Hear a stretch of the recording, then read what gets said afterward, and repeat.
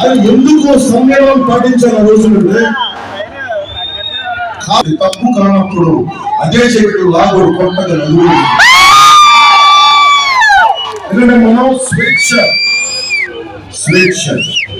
భద్రత ఈ రెండు ఉన్నప్పుడే ఏదైనా సాధించాలి. అందుకని ఇది నేను భావోద్వేగంతో ఇవ్వట్లేదు, ఆలోచించమని చెప్తాను. మిగతా నియోజకవర్గాల లాగా ఇది విశాఖ అందరినీ కూర్చోబెట్టి చెప్తాను. మీరు ఆలోచించండి. అపార్ట్మెంట్స్ లో ఉన్న వాళ్ళు కూడా ఎలక్షన్ రోజు బయటికి రండి. ఈ ప్రభుత్వాన్ని, వైసీపీ ప్రభుత్వాన్ని బంగాళాఖాతంలో తొక్కేయండి.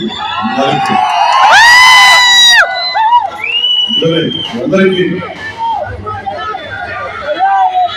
అమాయకులు సామాన్యులు భూమి అడ్డగోలుగా ఆక్యుపై చేస్తున్నారు.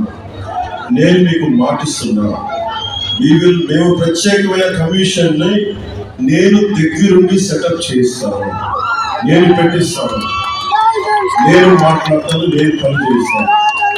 అందరికీ నాయకుడు చంద్రబాబు గారు కూడా చెప్తాను, అన్కాంప్రమైజింగ్ చేస్తాను. అందుకని మీ ఆశీస్సులు ఆలోచించండి. భవిష్యత్తు మీరు ఏదో ఈ ఒక మీటింగ్ లో కాదు, ఒక నెక్స్ట్ 20 years ఆలోచించుకునే ఉండేయండి.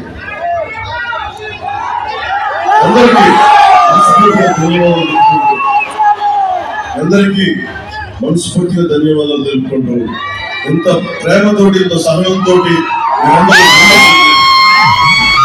సమయాన్ని వెచ్చించుకుంటూ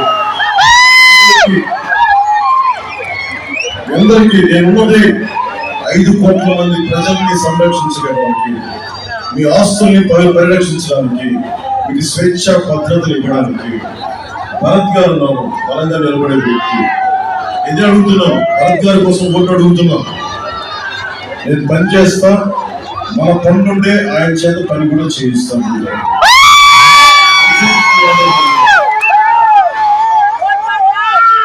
వంశీకృష్ణ యాదవ్ గారు మన గాజు గ్లాస్ గుర్తు మీద పోటీ చేస్తున్నారు. బలంగా పని చేయిస్తాను.